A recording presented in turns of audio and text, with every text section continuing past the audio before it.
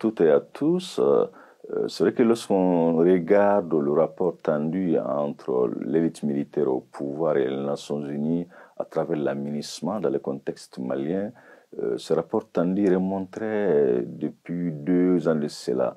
Mais il s'est davantage manifesté à la suite du dossier des militaires ivoiriens qui ont été interceptés par Bamako comme des mercenaires. Et de là, les autorités maliennes, en l'occurrence militaires, ont commencé à exiger un certain nombre de choses à la mission onusienne, notamment dans la venue de contingents, de même également leur départ, ou une fois que des remplacements doivent être faits. Tout ceci a commencé à un peu agacer un certain nombre de pays contributeurs de troupes au sein des Nations Unies au Mali.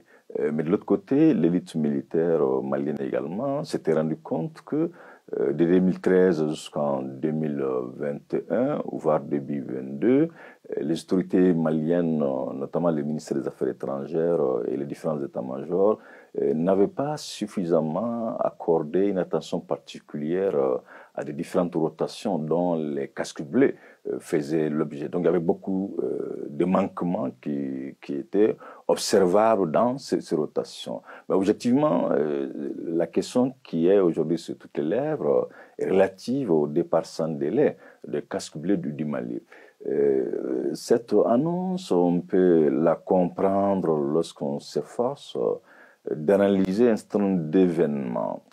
D'abord, on a compris avec la production de différents rapports par les Nations Unies sur l'état de la sécurité au Mali.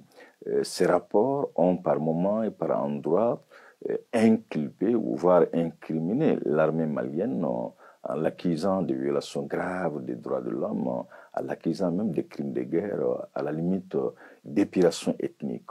Pour les autorités maliennes, les Nations Unies produiraient ces rapports sous l'emprise de la France, laquelle France se trouve quand même en brouille diplomatique avec le Mali depuis un certain temps. Tous ces facteurs ont clairement amené l'élite militaire au pouvoir à s'interroger sur l'utilité du maintien de cette mission onusienne au Mali. À cela s'ajoutent également les différents scénarios développés par les experts des Nations Unies sur le futur de la mission, lesquels scénarios n'ont pas vu les autorités maliennes y prendre part. Ce sont des scénarios qui sont portés à la connaissance des autorités maliennes à travers des médias.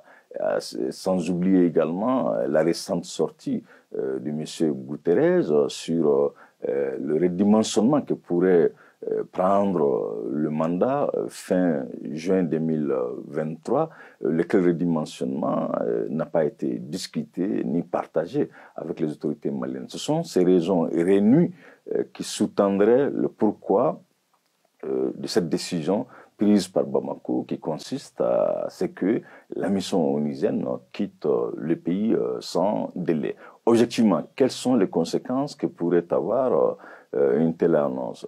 D'abord, il faut le rappeler, les Nations Unies sont au Mali dans une mission, si vous voulez, de soutien à la paix, donc non une mission d'imposition de la paix. Donc, pour ce faire, le consentement du pays hôte est tout à fait requis pour le maintien de la mission. Mais qu'à cela ne tienne, quand on se réfère également au texte des Nations Unies, il n'est pas du tout étonnant si les membres du Conseil de sécurité venaient à l'unanimité sans qu'il y ait une possibilité d'opposition d'un droit de veto, de changer le format de la mission, d'une mission de maintien à une mission d'imposition de la paix. C'est une hypothèse qui reste aussi soutenable, même si elle est marginale au regard du positionnement de la Russie dans les dossiers maliens, de même également au regard du rapport tendu entre la Russie et les autres chancelleries occidentales. De même également, quand on scripte également l'attitude chinoise qui consisterait à s'abstenir lors des votes, ce sont entre autres des éléments qui nous laissent penser que le changement du format de la mission reste une hypothèse marginale.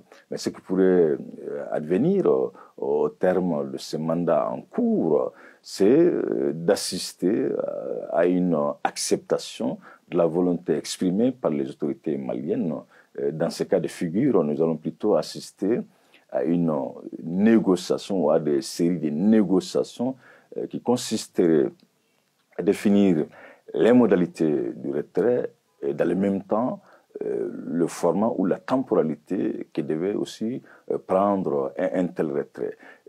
Rapidement, il faut quand même aussi le rappeler. Quand on prend la mission onusienne au Mali, elle est composée essentiellement par des contingents venus des pays de la sous-région. Au nom de cette solidarité entre pays de la région, il serait pertinent également que les autorités maliennes venaient à accepter à ce que le retrait se fasse dans une temporalité qui pourrait s'étendre sur un an. Vouloir aujourd'hui exiger un retrait sans délai à des pays frères, cela pourrait également provoquer un antécédent diplomatique entre le Mali et ces pays voisins qui sont en l'occurrence le Niger, le Burkina Faso, le Sénégal, la Guinée-Conakry, j'en passe. Donc pour dire que tout laisse croire que les autorités maliennes vont s'inscrire dans une temporalité plus ou moins acceptable en termes de retrait. Est-ce que un tel retrait de la mission onusienne pourrait-il laisser des conséquences sur le plan sécuritaire? Rappelons quand même que ce n'est pas une mission de lutte contre le terrorisme, une mission plutôt d'interposition entre l'État du Mali et les ex-rebelles. Donc de ce fait, le vide sécuritaire que pourrait laisser un tel retrait, il ne va pas être aussi compliqué, voire complexe à combler, car la mission elle-même n'étant pas une mission combattante, il va de soi que ça provoque une redéfinition de la part de l'élite militaire au pouvoir, de la part sécuritaire. Donc des hommes vont être déployés ça et là dans des localités qui n'étaient pas censées y être. Avec ces retraits, naturellement, les différents états-majors vont décupler les efforts afin que des localités comme Ber, des localités comme Tessalit, des localités comme Menaka, et même Kidal, soient davantage investies par l'armée malienne. Ce sont effectivement ces différentes configurations auxquelles on peut assister. Est-ce qu'un tel retrait pourrait amener le Mali à revivre le scénario de 2012? Quand on regarde aujourd'hui le niveau de la flotte aérienne qu'a l'armée malienne, quand on analyse aussi avec une attention particulière les différentes formations qui reçoivent les éléments des forces de défense et de sécurité, et quand on regarde également de décembre 2020 à aujourd'hui, les différents fuseaux qui ont été mis en place par les différents états-majors en termes de lutte contre l'extrémisme violent, en termes de lutte contre la nébuleuse terroriste et même en termes de propositions face aux conflits locaux, sont entre autres des éléments qui nous laissent croire que l'armée malienne serait aujourd'hui à mesure justement de se repositionner afin qu'il y ait un maillage sécuritaire plus ou moins satisfaisant.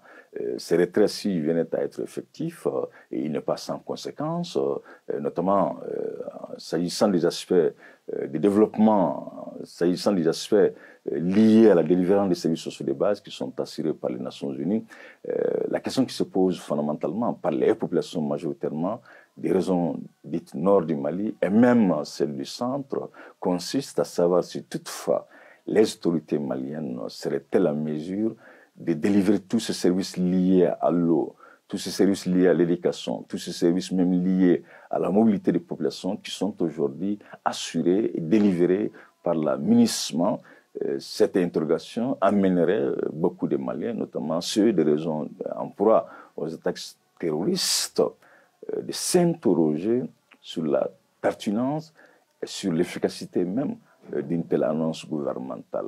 Somme toute, le Mali fait face à des enjeux à la fois géopolitiques, sécuritaires, mais surtout des enjeux nationaux qui ont pour nom les questions de chômage, qui ont pour nom les questions de l'injustice sociale, qui ont pour nom justement les questions du maillage territorial en termes des actions de développement, entre autres. Voilà de façon un peu ramassée les différents éléments que j'avais à partager avec vous à la suite de l'annonce faite par le gouvernement malien du départ sans délai de la mission onusienne opérant au Mali depuis 2013.